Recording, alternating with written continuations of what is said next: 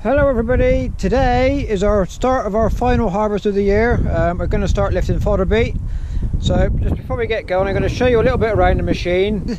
It's a specific machine for this task.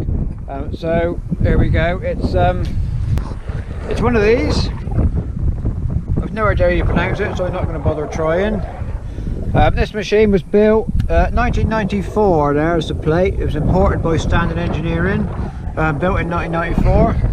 I believe they're made Finland, somewhere over that way. I'm not sure exactly. I might look it up, I might not. So we start off the machine. It's a 2-row machine. So the first part of the process, this spins round and takes the biggest part of the leaf off. Okay, and then we come under, and down here there's 2 knives set a specific distance from this bit here. So the partially top beet run under here, that lifts the knife. This is sprung loaded, so adjusts to the different size beet, and then this takes the last remaining bit of leaf off and a slight bit of the beet to just to crown off, and then it leaves it. It's all sat in the ground, and then it passes the 2 wheels here. So these 2 wheels are set at an angle.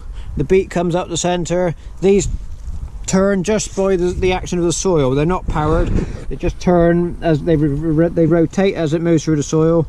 And the angle they're set at, being wide at the front and very narrow at the back, it lifts the beet out as it goes through. So once they're lifted, you can see they pass through here up into this big cleaning rotor. This is turning and knocks the worst of the soil off on this first. There's 2 turbines they're called. There's 2 of these. This first one knocks the worst of the dirt off. That's where the majority comes off, and then it passes into this second one. So it comes through here. They're both turning. And the action, because everything's in bars, there's lots of gaps everywhere, so they both turn the same way, and then that passes. Once they've been through the second one, it passes up to the rubber elevator and goes on up through the machine. Okay, so we're in the bowels of the machine now. It comes, so the beet comes up here.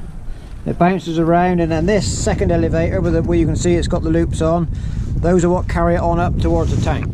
So you can see there, that's the elevator that carries it up and dumps it in the tank. So that bit there, that's the top of that elevator. So that's turning all the time. It comes and just drops into this tank, and then gradually, obviously, as you go along, the tank fills up, and then the whole tank tips on the big hydraulic rams there. So you've got to stop, wait for the machine to clear, stop the PTO, and then lift the tank and tip the whole lot out in one go. So the only thing on this machine that is mechanically powered are these 2 turbines. The rest of it, there's an onboard hydraulic system that runs the topper at the front.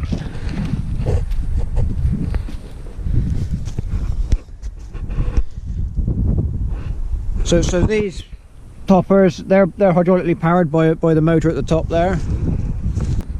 This back cleaning elevator, that's hydraulically powered by the motor on the end, and the same for the one that takes up into the tank. Now the reason they're powered hydraulically is because when the machine was new, you could adjust the speed that they run at. Now that doesn't work. It was the guy that had it before we had it. It didn't work for him, and obviously we haven't messed with it. It just works fine. So we don't need to adjust the speed of it for what we do. So we've never fixed it. We've just left it alone.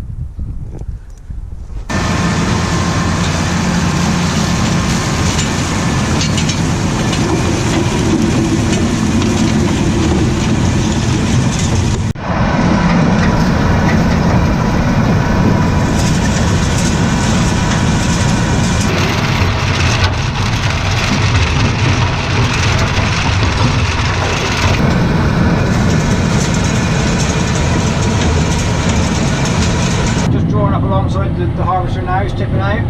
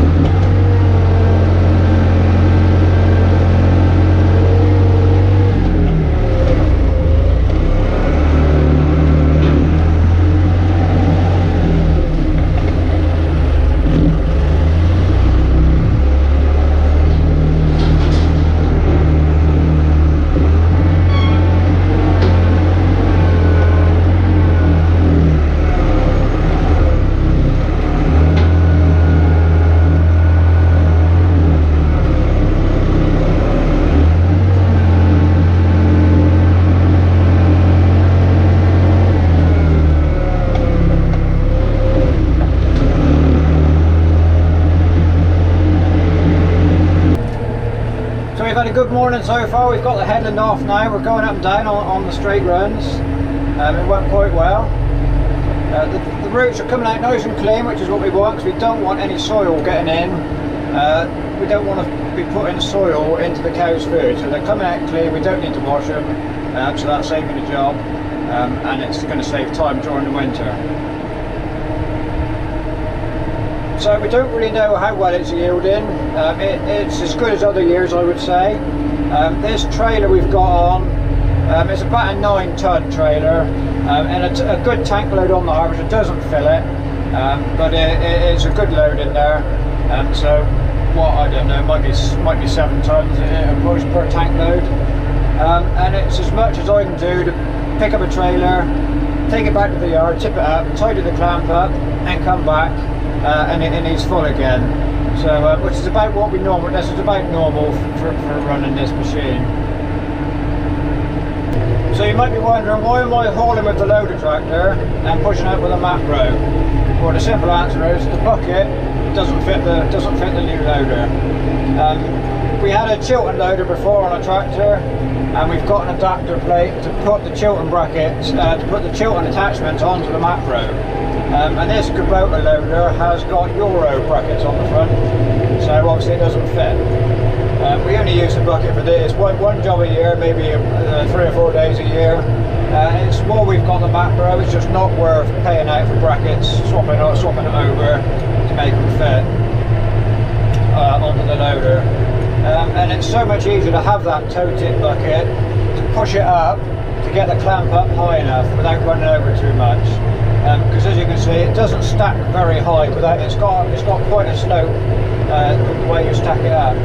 So we're using that toe tip bucket to get us it farther up. We can stack it up higher without running on and crushing the beet when they're in the clamp. Okay, so this is what the harvester leaves behind. You can see it's 2-row machine, so there's two. You can see the 2 rows here where the lifters have been running. They're 21-inch rows, 21 inches apart. But like I said at the start, it's a 2-stage topping. So the first stage takes off the leaf, the worst of the leaf, and then we get the precision knives come along, taking the crowns off, and then topping the beet. And so it's nice and dry. It's just quite good for this time of year, really. The sun's coming out, and we'll see how far we get today. But I know we won't finish, and the rain is due tomorrow, so we'll see what happens. So this is what the crop's looking like. It's the 6th of November today, and if we needed to, we could leave this as it is in the field until at least March, and come and harvest it, and the quality wouldn't change at all. It would still be, these leaves would die back a little bit, and these lower ones, these lower leaves here would die off, but the top ones in the crown would stay. They wouldn't stay active, but they would stay green. They would go dormant, because the way all beet plants work is a biannual. So you plant it 1 year and you'll harvest seed the 2nd year. So we're taking roots off. We're growing for the roots, so we take those off.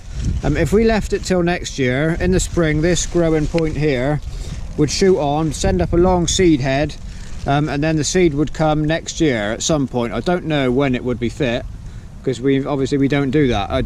That doesn't even happen in this country. That's over in Europe they do that a lot, where our seed comes from. So we could harvest this in March, and the quality would still be the same. I don't know of any other crop, certainly that we grow, or any in this country that I'm aware of, where you can do that, where the quality will remain the same right throughout the winter, and it's such a long harvest window. So if we knew, and it will actually store better in the field than it will in the clamp. So if we were guaranteed that we would get some dry weather in sort of end of February, we could leave some and lift it, and it would be the same or better than it is today. But obviously we're never guaranteed that, so we like to take it when we can. But as I said earlier on, tomorrow is going to rain. It's getting late in the day now. We're on the last load before milking. So we're not going to be out here tomorrow, I don't think. We may even not get back before this video goes out. So I'm going to end the video now. We're just going to go back to the yard now. We'll take a look at the clamp, and then that'll be it for today. And that'll probably be it for this video, unless something exciting happens when we come back to it. That'll be it for Fodder Beet for this year for the videos. Right, so here we are, guys. End of the day. The clamp probably about a third full. We may have done a little bit more than a third of the crop. I'm not sure really, but as you can see, it's clean. You know, that's what we're after. There's no dirt on there. We haven't brought any dirt in. So unfortunately, we didn't get any drone footage today. It's a little bit windy. And I was too pushed for time for it. We're fighting the weather today, so unfortunately that didn't happen today. But it just leaves me to say thank you very much for watching, and we'll see you next time.